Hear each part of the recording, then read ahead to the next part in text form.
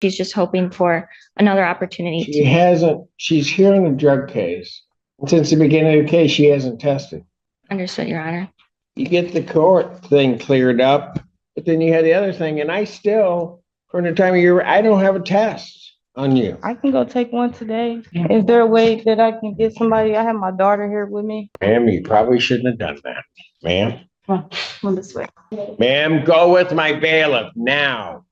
Now. Today we're in Judge Simpson's courtroom, and we've got an entitled defendant who came equipped with every excuse known to mankind. She's acting like she had absolutely no idea what was required of her, as if court orders are optional suggestions you follow only when life is convenient. What she doesn't realize is these judges hear more excuses in a day than a kindergarten teacher at nap time, and they always know when someone's trying to play dumb. The look on Judge Simpson's face says it all. He's had enough of the I didn't know, the nobody told me, and the dramatic shock of responsibility suddenly existing. And trust me, this defendant is about to learn that pretending to be oblivious does not stop consequences. It actually fast-tracks them.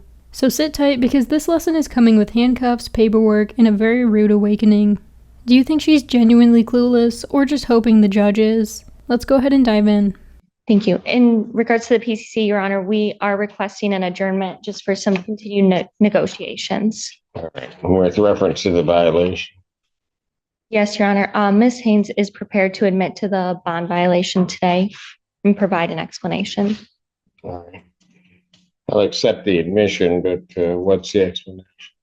Your Honor, it does state in the bond violation report that on the 22nd, when she reported she was visibly ill at the time, she explained to me that she has diabetes, and shortly after that went into DKA and did have to be hospitalized for a few days. So unfortunately, she ended up missing that new scheduled appointment as well as her first PCC. After missing the PCC, she did contact me, and we worked to get this case set to do a bench warrant recall. So she is willing to test. She is willing to comply on bond. She is sorry that she missed that appointment, and she's hoping to have an opportunity to go touch base with community corrections today and reschedule. Thank you.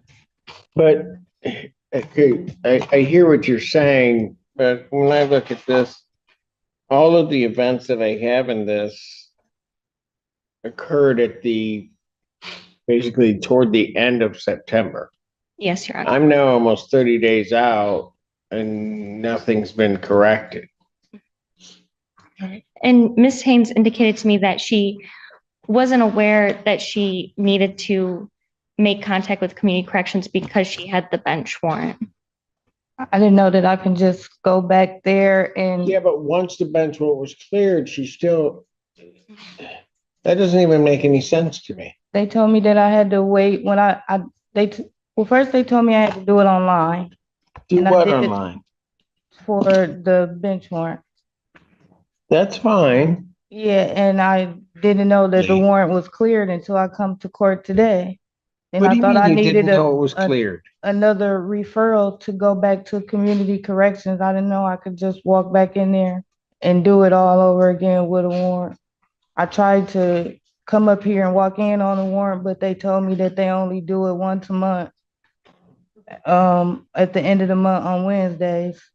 And that would have been yesterday, but I had received Yeah, but where were you between that? All of this occurred September 2nd. I get what counsel's telling me, that at some point you're in the hospital for a few days.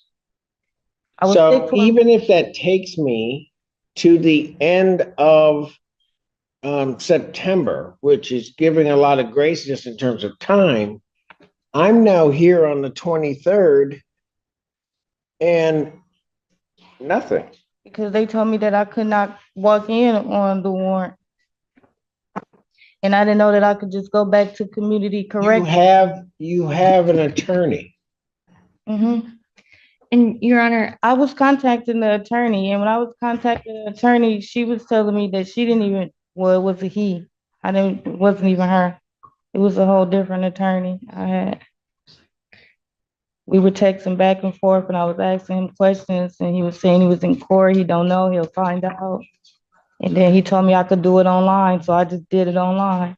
and Your Honor, I will say Ms. Haynes does want to resolve this case. She did make steps to take care of the bench warrant and to get the case back on track. So she's just hoping for another opportunity. She's hearing a drug case. Since the beginning of the case, she hasn't tested. Understood, Your Honor.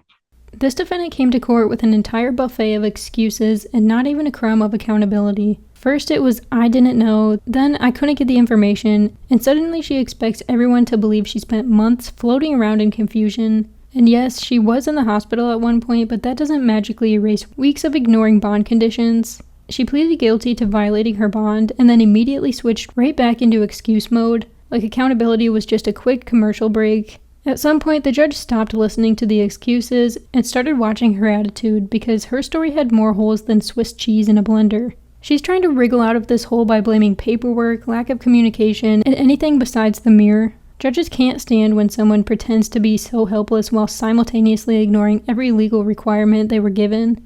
The truth is, if she walked in today and owned her mistakes, the judge probably would have gone easier on her. Remorse actually matters. Instead, she tried to manipulate the situation, and courtroom manipulation never lands well, especially with a judge who's heard every version of poor me since the day they were sworn in. You can practically see the moment the judge mentally hits the eject button on her story and realizes this isn't miscommunication, it's pure avoidance. And when a judge sees avoidance, consequences follow fast.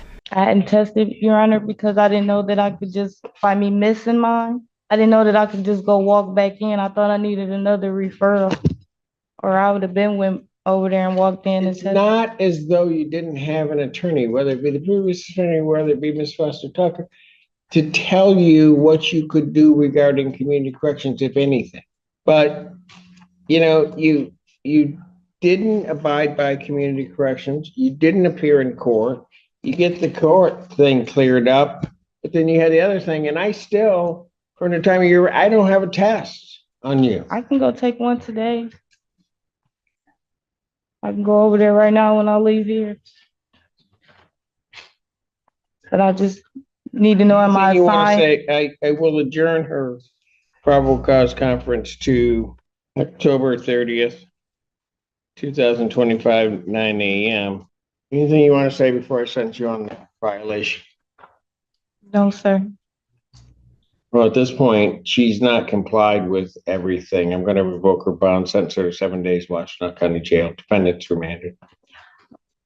Is there a way that I can get somebody? I have my daughter here with me, Ma'am, you probably shouldn't have done that. but she only had a half a day of school today. Ma'am, Come on this way. they'll figure it out. Okay. Then you give her this. Yep, I'll give it. One time. Ma'am, go with my bailiff now. Now. Here's the thing, playing the I'm confused game in court has a 0% success rate. 9 times out of 10, if not 10 out of 10, acting clueless just lands you behind bars with fewer rights than you had when you walked in. Since the beginning of her case, she hasn't taken a single drug test, not one. Pretending she didn't know or didn't understand doesn't erase the fact that she ignored every order. Thankfully, Judge Simpson saw straight through it and handed her 7 days in jail for literally doing nothing while on bond. No drug tests, no compliance, just excuses and courtroom acting. And sure, she would love to do a drug test now, but suddenly being responsible when you're about to be taken into custody doesn't count as compliance. At this point, jail is less of a punishment and more of a reset button, because maybe sitting in a cell will finally make her realize the free world comes with rules. Hopefully she uses that time to learn what accountability looks like and how courts operate outside of Fantasyland. Do you think 7 days is enough, or should the judge have gone even heavier? Let me know what you think down in the comments. Thanks so much for watching. Don't forget to like and subscribe, and I'll catch you in the next one.